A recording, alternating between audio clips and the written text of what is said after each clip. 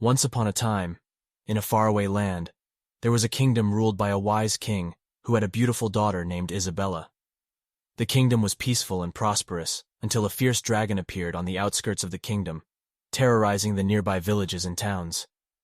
The king knew that he needed a brave knight to defeat the dragon and save his people. He sent out a call to all the knights in the kingdom, promising great riches and the hand of his daughter in marriage to the one who could slay the dragon. Many brave knights came to try their luck, but none were successful. The dragon was too powerful, and it seemed as though the kingdom was doomed to suffer under its wrath. One day, a young man named Marcus arrived at the kingdom. He was not a knight, but a commoner who had heard about the dragon and wanted to help. He approached the king and asked for a chance to fight the dragon. The king was skeptical, but Isabella saw something special in Marcus. She convinced her father to give him a chance, and Marcus was given a sword and sent out to face the dragon. Marcus was not like the other knights who had come to face the dragon. He had no armor, no shield, just his sword and his wits. He knew that he had to come up with a plan if he was going to stand a chance against the mighty beast. As he approached the dragon's lair, he saw the creature's massive form in the distance. The dragon's scales glinted in the sunlight, and Marcus could see smoke coming from its nostrils as it breathed heavily. Marcus knew that the dragon's fire breath was its most dangerous weapon, and he had to find a way to avoid it. He climbed up a nearby tree and waited for the dragon to come closer. As the dragon approached, Marcus took a deep breath and jumped from the tree, landing on the dragon's back. He clung on tight as the dragon tried to shake him off. But Marcus was determined. He began to climb up the dragon's neck, avoiding the flames that shot out of its mouth.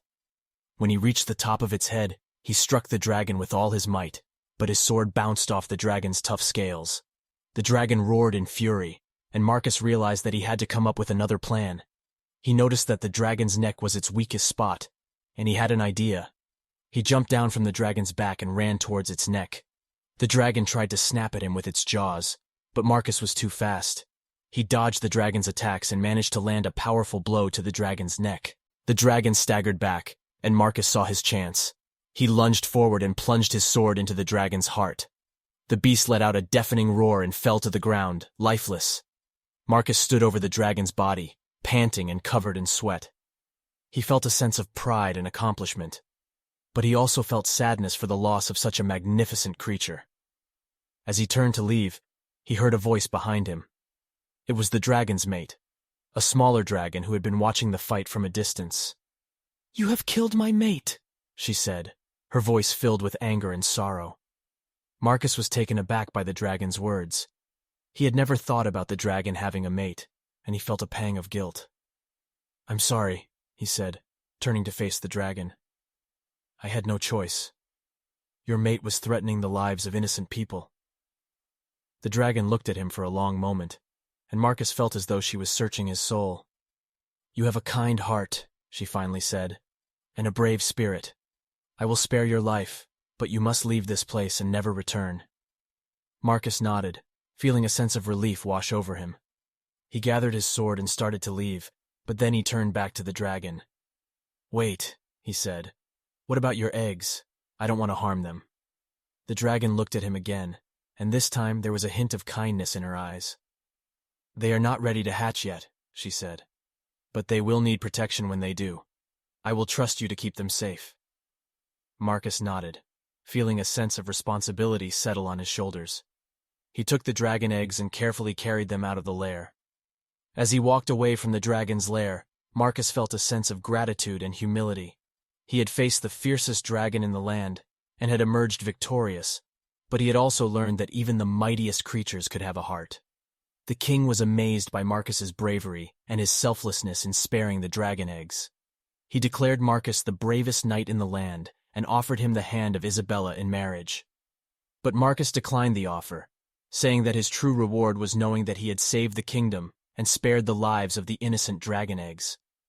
He returned to his village a hero, inspiring the people with his bravery and kindness. Years later, the kingdom remained at peace, and the people never forgot the brave knight who defeated the dragon and spared the lives of the innocent. Once upon a time, in the bustling city of New York, there was a bank, which was infamous for its impregnable security.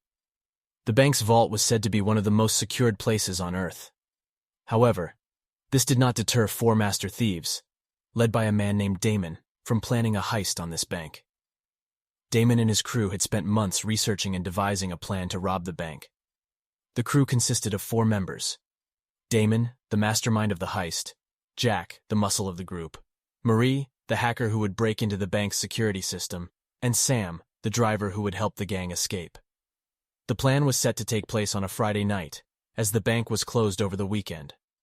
As the sun set on the day of the heist, the gang assembled outside the bank, waiting for Marie to disable the security system. Marie whispered into the walkie-talkie, "I'm in. I've breached the security system."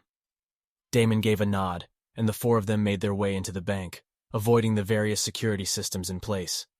They managed to reach the vault and began to drill through the reinforced steel door. However, as they were almost done, they heard sirens in the distance. Jack muttered, "Oh, *T, we've got company." Damon's heart started pounding in his chest. "Quick, grab what you can and let's get out of here." The thieves panicked and tried to escape, but they were soon surrounded by 3 police officers. One of the police officers was Will, a detective who had been following Damon and his crew's activities for months. Will had known about their plan all along and had deliberately let them carry out the heist so he could catch them red-handed. Will said, "You're all under arrest. Put your hands up and drop your tools." As the police officers closed in on them, Damon and his crew found themselves cornered, with no escape route. But Damon, being the mastermind that he was, had anticipated this scenario and had a trick up his sleeve. He whispered to Jack, "Get ready." Jack nodded and pulled out a small device from his pocket. Damon shouted, "You're making a mistake. We're innocent. We were just trying to get our money back from this bank." Will looked at Damon skeptically. "I don't buy it. You guys are professional thieves." As the police officers arrested the decoy, Damon and his crew slipped away, unnoticed. They managed to escape with the loot, leaving the police officers bewildered and confused. Jack laughed. "Ha! We did it!" Marie smiled. "Damon, you're a genius. That decoy trick really worked."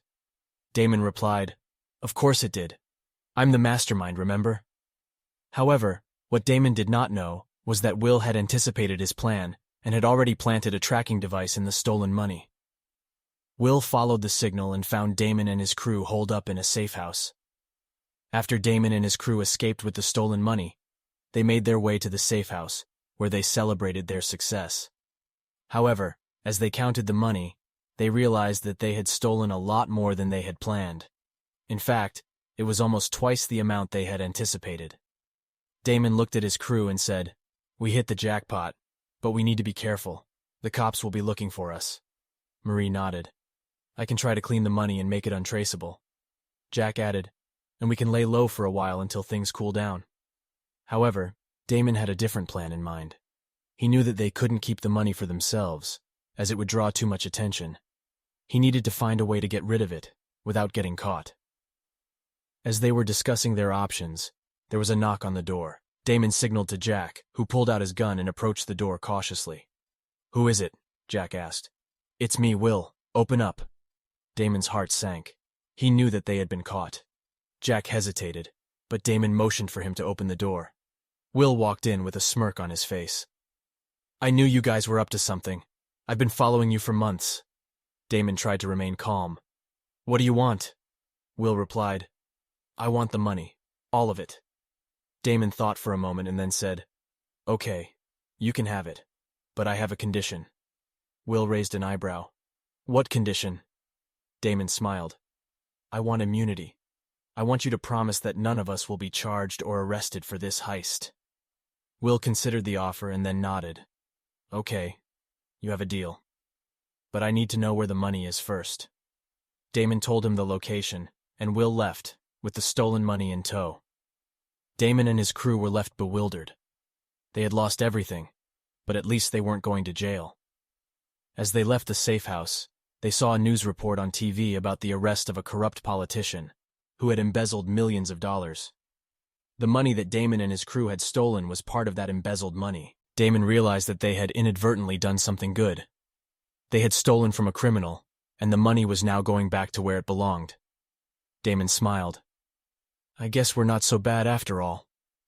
The crew agreed, and they all went their separate ways, with the knowledge that they had pulled off the heist of the century and had unwittingly done some good in the process. Once upon a time, in a small village, there lived a young boy named Rahul. He was a bright kid who loved to read books and learn new things. Despite facing many challenges in his life, Rahul never lost his passion for studying and was determined to excel in his academics. One day, Rahul's school announced the results of the final exams, and to everyone's surprise, he had scored the highest marks in his class. His parents were overjoyed and proud of their son's achievement. However, this success did not come easy for Rahul. When he was in the 6th grade, Rahul's father had lost his job, and the family had to go through a rough phase. They struggled to make ends meet, and Rahul had to work part-time after school to support his family. But despite all the hardships, Rahul never lost his focus on his studies. As Rahul's academic performance kept improving, his teachers noticed his hard work and dedication and offered him a scholarship for higher studies. Rahul was overjoyed at this opportunity, but he knew that he would have to work even harder to maintain his grades and retain his scholarship. One day, while studying for an important exam, Rahul's younger sister fell seriously ill. His parents had to rush her to the hospital, leaving Rahul alone at home. With no one to take care of him, Rahul had to cook, clean the house, and take care of his younger brother, all while preparing for the exam. Despite all the distractions and challenges, Rahul managed to study and pass the exam with flying colors. His parents were proud of him, but they also realized that they had not been able to give him the support he needed. They promised Rahul that they would do everything in their power to support his studies from now on. As Rahul progressed through his academic journey, he faced many more challenges and obstacles. One day, while walking to school, he stumbled upon a group of boys bullying a younger student. Rahul couldn't stand by and watch the injustice, so he stepped in and defended the younger student. The bullies didn't take kindly to Rahul's intervention and began to threaten him. Feeling scared and alone, Rahul talked to his teacher, who encouraged him to stand up for what is right and never let anyone intimidate him. Rahul felt inspired by his teacher's words and decided to start an anti-bullying campaign in his school, which soon became a massive success. As Rahul approached his final year of high school, he received an invitation to participate in a national academic competition. The prize money was substantial, and the competition would give him the opportunity to showcase his skills on a national stage. Rahul jumped at the chance and began to prepare for the competition with all his heart. However, just a few days before the competition, Rahul's father had a heart attack, and the family had to use all their savings to pay for his medical bills. Rahul was heartbroken and felt like giving up on his dreams, but he knew that he couldn't let his family down. With the support of his friends and teachers, Rahul participated in the competition and gave it his all. The competition was tough, but Rahul's hard work and dedication paid off. He emerged as the winner of the competition, much to the delight of his family and friends. In conclusion, Rahul's story is an inspiring one that teaches us the value of hard work, determination, and perseverance. No matter how difficult our circumstances may be, we should never lose hope and keep working towards our goals. Rahul's story is a testament to the fact that with the right attitude and mindset, anything is possible. The mystery of the missing painting. It was a beautiful summer day, and Detective Emma was looking forward to spending the afternoon at the park with her friends. As she was packing her bag, her phone rang. "Hello?" she answered. "Emma, it's me, Chief Richards. We have a new case for you." "What is it?" Emma asked, intrigued. "A painting was stolen from the city museum last night, and we need you to find it." "Count me in," Emma said confidently. "I'll be there in 10 minutes." When Emma arrived at the museum, Chief Richards was waiting for her. He explained that the stolen painting was worth millions of dollars and was a prized possession of the city. Emma started her investigation by talking to the museum staff. They told her that the painting, a portrait of a famous artist, had been on display in a special exhibit. The exhibit was heavily guarded, and there were no signs of a break-in. Emma examined the security footage from the night of the theft. She noticed that the cameras had gone black for a few minutes, and when they came back on, the painting was gone. She spent the next few days interviewing people who had been in the museum that night. She talked to the security guards, the janitor, and even a few museum visitors. But nobody had seen or heard anything suspicious. Emma was stumped. She knew there had to be a clue she was missing. Then, one day, she got a call from an anonymous source. "I have information about the stolen painting," the voice said. "Meet me at the park tonight at 8 p.m. Emma didn't know what to think. Was this a trap? But she knew she had to take the chance. She arrived at the park at 8 p.m. and waited nervously. Suddenly, a figure emerged from the shadows. It was a man in a fedora and trench coat. "Are you Detective Emma?" he asked. "Yes," she said, trying to hide her nerves. "I have the stolen painting," he said, pulling it out from under his coat. Emma was shocked. "How did you get it?" "That's not important," the man said. "What's important is that you find out who stole it and why." Emma was grateful for the painting's return, but now she had even more questions to answer. Who was the mysterious man in the fedora, and why did he want her to solve the case? Emma got back to work, determined to find the thief. She started going over the security footage again, looking for anything she might have missed. That's when she noticed something strange. A woman in a red dress had been in the museum that night. She was carrying a large bag, and her face was partially obscured by a hat. Emma tracked down the woman and interviewed her. She claimed to be an art enthusiast who had come to see the painting, but Emma wasn't convinced. She searched the woman's bag and found a receipt for a storage unit on the other side of town. Emma went to the storage unit and found the missing painting, along with a note. "Thank you for finding my painting. I had to steal it to get it back from the museum. It was my husband's, and he always said it was the most important thing in the world to him. He passed away a few months ago, and I wanted to honor his memory by returning the painting to its rightful place." Emma was moved by the woman's story. She knew she couldn't charge her with a crime, but she still had to find out how the woman had managed to steal the painting without being detected by the museum's security. After a thorough investigation, Emma discovered that the woman had used her knowledge of the museum's security system to sneak in and steal the painting during a brief moment when the cameras had malfunctioned. With the mystery solved, Emma met with Chief Richards to share her findings. He was impressed with her work and praised her for her dedication and determination. The woman in the red dress returned the painting to the museum, and it was once again put on display for all to see. Emma sat at home, feeling proud of herself for solving such a difficult case.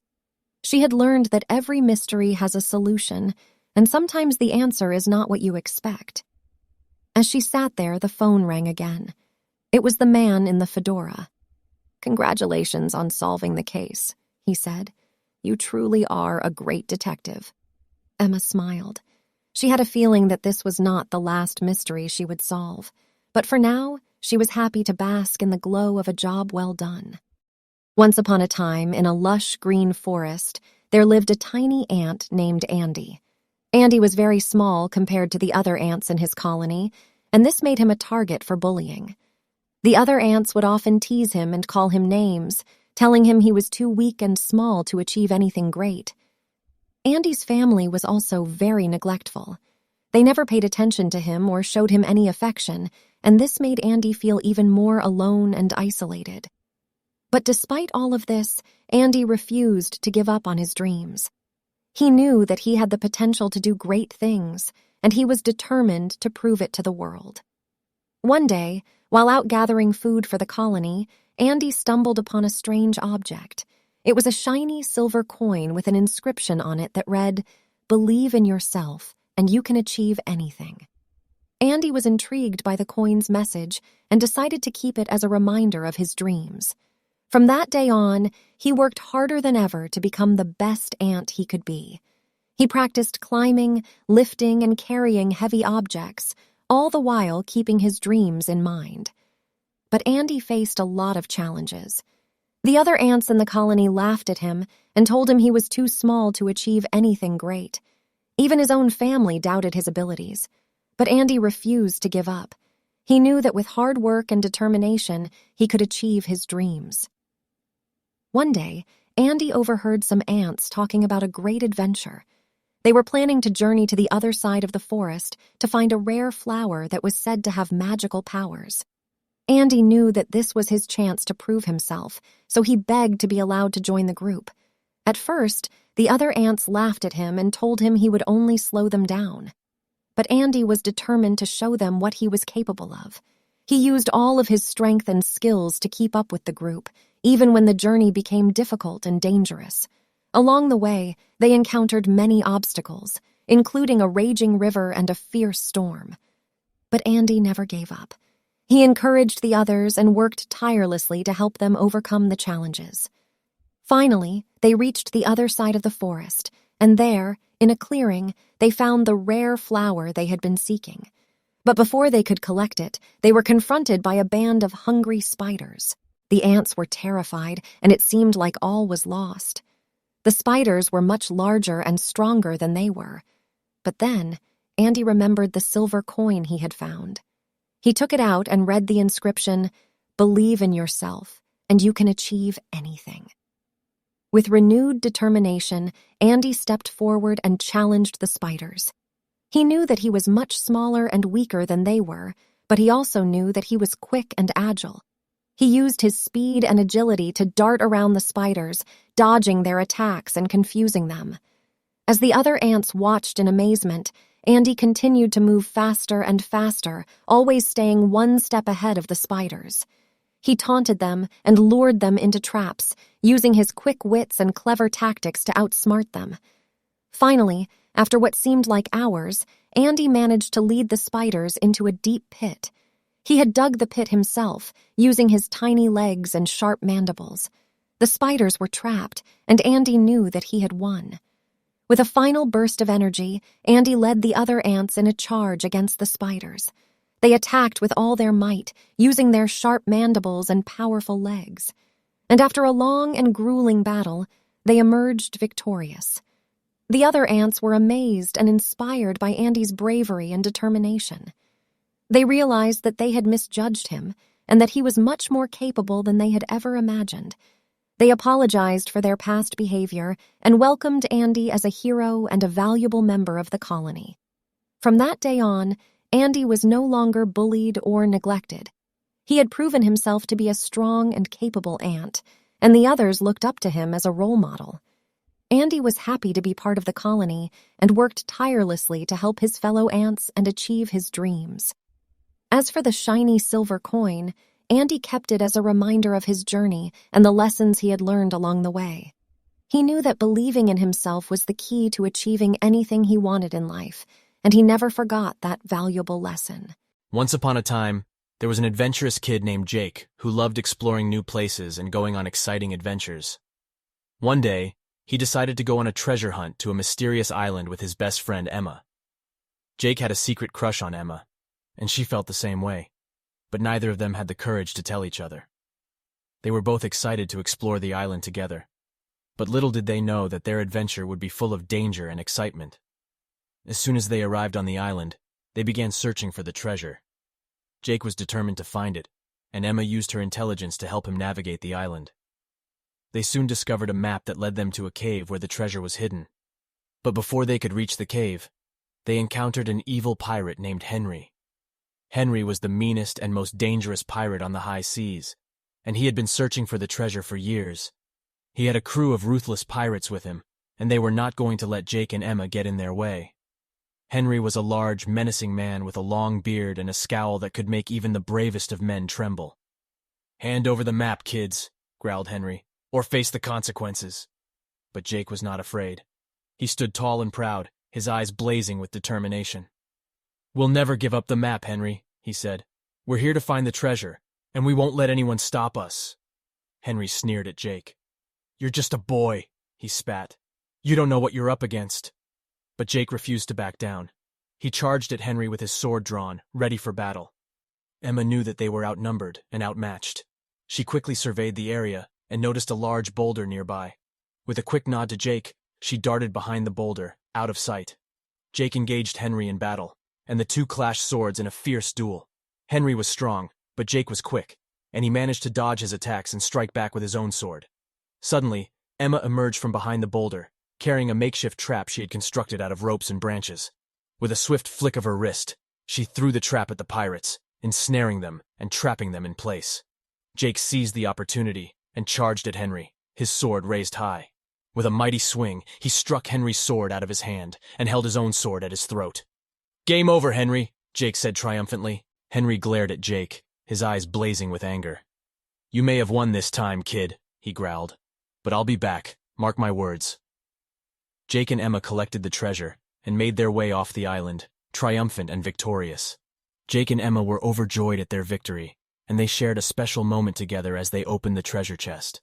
It was then that they finally confessed their feelings for each other, and they knew that they would always be together, no matter what adventures awaited them in the future. From that day forward, Jake and Emma were known as the greatest adventurers of all time. They continued to explore new places, find hidden treasures, and help those in need. And they always did it together, with Jake's bravery and Emma's smartness, making them the perfect team. Once upon a time, in a far-off land, there lived a young girl named Emily. Emily was an imaginative and curious girl who loved to explore the world around her. She had a unique gift, the ability to enter into magical dreams. In her dreams, she could travel to enchanted lands, meet fascinating creatures, and experience unimaginable adventures. One night, as she lay in bed, Emily closed her eyes and let her imagination take over. Suddenly, she found herself standing in a lush green forest with towering trees and fragrant flowers. She looked around in awe and saw a sparkling waterfall in the distance. She knew that she had entered one of her magical dreams. As she walked towards the waterfall, she heard a soft voice calling her name. She turned around and saw a tiny fairy hovering above her. The fairy introduced herself as Tinker and offered to be her guide through the dream world. Emily was overjoyed and followed Tinker as they journeyed deeper into the forest. They came across a majestic unicorn grazing in a meadow. The unicorn was a rare sight, and Emily was thrilled to see it. She approached the creature, and to her surprise, the unicorn spoke to her in a gentle voice. The unicorn's name was Starlight, and she told Emily that she had a special purpose in the dream world.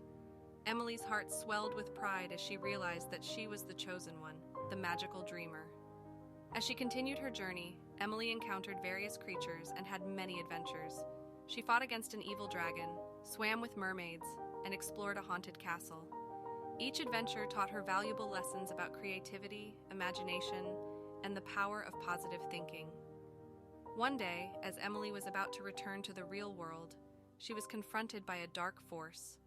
A wicked witch had appeared and was determined to take control of the dream world. Emily knew that she had to stop the witch, but she didn't know how.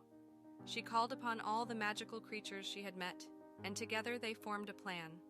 They decided to use the power of positive thinking to defeat the witch. They closed their eyes, concentrated on positive thoughts, and chanted a magical incantation. Slowly but surely, the witch's powers began to wane, and she disappeared into thin air. Emily had saved the dream world. Thought they had won, the witch appeared again. This time she had brought her minions with her, and they were ready for a fight. The creatures of the dream world rallied around Emily, and they all prepared for battle. Emily led the charge, and her friends followed. The dragon breathed fire, the mermaids used their enchanting voices to distract the enemy, and the unicorn charged with her horn. Emily had her wand at the ready, and she used it to create shields to protect her friends and blasts to attack the enemy. The battle was intense, and the air was filled with the sound of magic and the clash of swords. Emily's heart was racing as she fought against the witch's minions. She could feel the power of positive thinking coursing through her veins, and she knew that they could win. As the battle raged on, the witch herself emerged from the shadows. She was more powerful than ever before, and she had a wicked grin on her face. Emily knew that this was the final showdown. The two stood facing each other, and Emily raised her wand. She chanted the incantation again, but this time it was louder and stronger. The witch sneered and launched a ball of dark magic at Emily. Emily used her shield to protect herself, but she knew that she couldn't keep it up forever. Just as she was about to falter, Emily felt a surge of energy from her friends behind her. They had joined in the chant and were supporting her with their positive thoughts. Emily felt a rush of power, and with a final burst of energy, she sent a bright beam of light towards the witch. The beam hit the witch, and she screamed as she dissolved into dust. The minions fled, and the dream world was saved. Emily was a hero, and she had learned an important lesson. The power of positive thinking can conquer even the strongest of foes. As Emily prepared to leave the dream world, she said goodbye to all the creatures she had met. She promised to come back and visit them soon.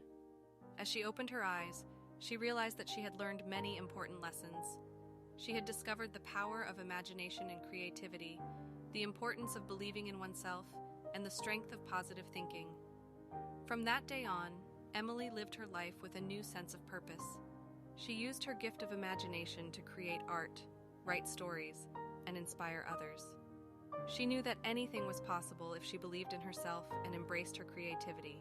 Once upon a time, there was a young boy named Max who lived in a small house with his parents. One day, while exploring the attic, Max discovered a dusty old key tucked away in a corner. Intrigued, he tried it in the lock of a small wooden door he had never noticed before. The key turned with a click, and the door creaked open. Max stepped inside and found himself in a small room with a spiral staircase leading down. Without hesitation, he descended the stairs and emerged into a large chamber filled with strange and wondrous things. A glittering crystal chandelier hung from the ceiling, casting a rainbow of colors across the room. Shelves lined the walls, filled with magical artifacts and strange potions. As Max looked around in wonder, he heard a faint rustling noise. He turned around to see a small, mischievous-looking creature peering at him from behind a nearby bookshelf. "Who are you?" Max asked. The creature, who introduced himself as Tilly, explained that he was a goblin who lived in the hidden world below Max's house. Tilly revealed that he was a member of a secret society of magical beings who had been waiting for someone like Max to discover their world. Excited by the prospect of adventure, Max eagerly joined forces with Tilly and his fellow goblins, including a prankster named Rascal and a wise old sage named Grom. Together, they embarked on a quest to recover a powerful artifact called the Crystal of Light, which had been stolen by an evil wizard named Zephyr. Max and his friends journeyed through enchanted forests and treacherous mountains, encountering all sorts of magical creatures along the way. They battled fierce dragons, outwitted tricky pixies, and narrowly escaped the clutches of a wicked witch. Despite their challenges, Max and his friends never lost sight of their goal. They pressed on, determined to reclaim the Crystal of Light and save their world from Zephyr's evil plans. Finally, after many days of travel, they arrived at Zephyr's castle, where the crystal was hidden. With the help of Tilly's clever tricks and Grom's magical spells, they infiltrated the castle and found the crystal. As they were about to make their escape, Zephyr himself appeared, determined to stop them. A fierce battle ensued, with Max and his friends fighting bravely against Zephyr's dark magic. In the end, it was Max's quick thinking that saved the day. Remembering an old story he had heard about the power of laughter, he began to tell a series of silly jokes and funny stories, distracting Zephyr and breaking his concentration. With Zephyr's hold broken, Max and his friends escaped with the Crystal of Light, returning it to its rightful place and restoring balance to the world. As they celebrated their victory, Max realized that he had learned an important lesson about the power of courage, friendship, and believing in oneself. And as he bid farewell to his new friends, Max knew that he would always cherish the memories of his incredible adventure in the hidden world below his home.